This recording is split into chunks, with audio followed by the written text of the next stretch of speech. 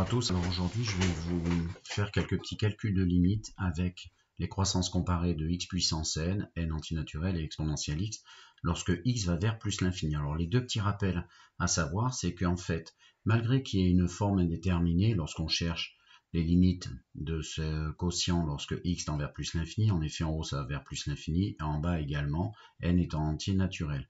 Et bien malgré cela, on a démontré, vous avez une démonstration dans votre cours de cette année dans les ROC qui vous expliquera pourquoi ça va quand même tourner à l'avantage de l'exponentielle ici au numérateur et que ça va donner finalement un résultat de plus l'infini.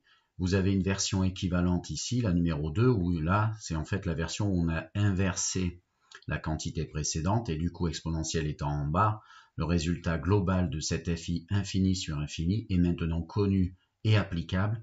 On va toujours garder à l'esprit que ce résultat sera donc de 0. Alors, je vous propose de faire tout de suite le premier exemple. On veut déterminer la limite de cette expression que je vais appeler f lorsque x tend vers plus l'infini. Comme toujours, on cherche les limites mentalement, voir si on ne tombe pas sur une forme indéterminée. Alors, le premier terme, x au carré sur exponentielle x, justement, eh bien, c'est notre version numéro 2 que je vous ai expliqué à l'instant. Ceci, malgré que ce soit infini sur infini, va faire par croissance comparée, on va bien écrire, ceci va tourner à l'avantage de l'exponentielle diviseur, donc ça va faire un 0. Ceci, c'est la version 1 des croissances comparées, encore une fois, malgré la fi infini sur infini, ce résultat nous est donné, il faudra se ramener toujours à une expression de la forme exponentielle x sur une puissance de x ou son inverse, et ceci va donc aller vers plus l'infini. Attention ceci, 3 divisé par quelque chose, x tend vers plus l'infini, donc exponentielle x également, ça n'a rien à voir avec les croissances comparées, c'est nos opérations classiques. 3 divisé par plus l'infini va aller vers 0. Donc, moralité, ça veut dire que en ajoutant tous ces résultats, 0 plus l'infini, 0, ça ne donne absolument pas une forme indéterminée. On peut donc partir dans la rédaction. Donc à chaque fois qu'on aura des morceaux reconnus, des termes, exponentielle x sur x puissance n, ici avec n égale 3 ou son inverse, on pourra directement donner son résultat, mais sans oublier de préciser qu'on utilise les croissances comparées.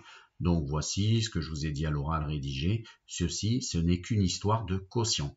Et on trouve le résultat par addition, 0 plus l'infini, 0, ça fait une somme de plus l'infini.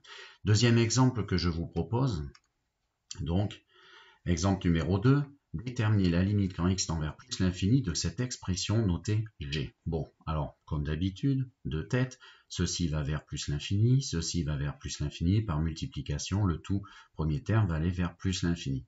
Problème, on enlève x puissance 4 qui va aller vers plus l'infini, donc on tombe sur la forme indéterminée, infini moins infini.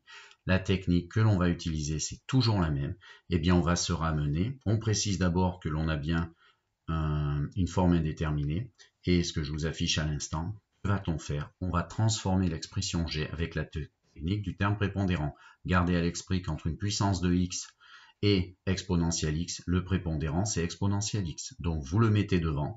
Vous créez donc votre fraction en mettant également en diviseur ce prépondérant et en recopiant votre expression que vous souhaitez. Vous remarquerez qu'ici, moi, je n'ai pas mis le petit plus 1 parce que ça n'a pas d'intérêt. Si vous voulez le mettre ici, vous le mettez, vous aurez un plus 1 sur exponentielle x. Mais vous allez voir, ça n'a aucune importance. Ce qu'il faut, c'est trouver une autre écriture de la fonction g qui permette d'aboutir, ne plus tomber sur une fi. Donc maintenant après, comme d'habitude, comme on a fait pour les polynômes ou les fonctions rationnelles, on simplifie ceci, qui va donc être égal à x. Ensuite, il nous reste moins x4 sur 2x, voilà, et le petit plus 1 à l'extérieur. J'ai appelé a cette expression, on refait de tête, plus l'infini ici, plus l'infini ici. Grâce aux croissances comparées, ceci va aller vers 0, puisque l'exponentielle est au diviseur. Infini moins 0, le bloc a, le facteur a, va aller vers plus l'infini, et en multipliant ici par plus l'infini, et bien du coup, il n'y a plus de fi. En ajoutant 1, ça ne changera pas grand-chose. Je pars dans l'écriture de ce résultat, et ainsi, limite exponentielle x, premier facteur plus l'infini, lui plus l'infini. Attention, je retrouve x4 sur 2x, et là je dis d'accord, ça fait 0 au correcteur, mais c'est par croissance comparée, il faut absolument l'écrire, c'est l'argument qui fait que. Ensuite, on ajoute ces deux résultats, j'ai mis une somme, même si c'est une soustraction, et on trouve donc plus l'infini. Et ensuite, on fait une multiplication des deux, un produit, pour trouver plus l'infini.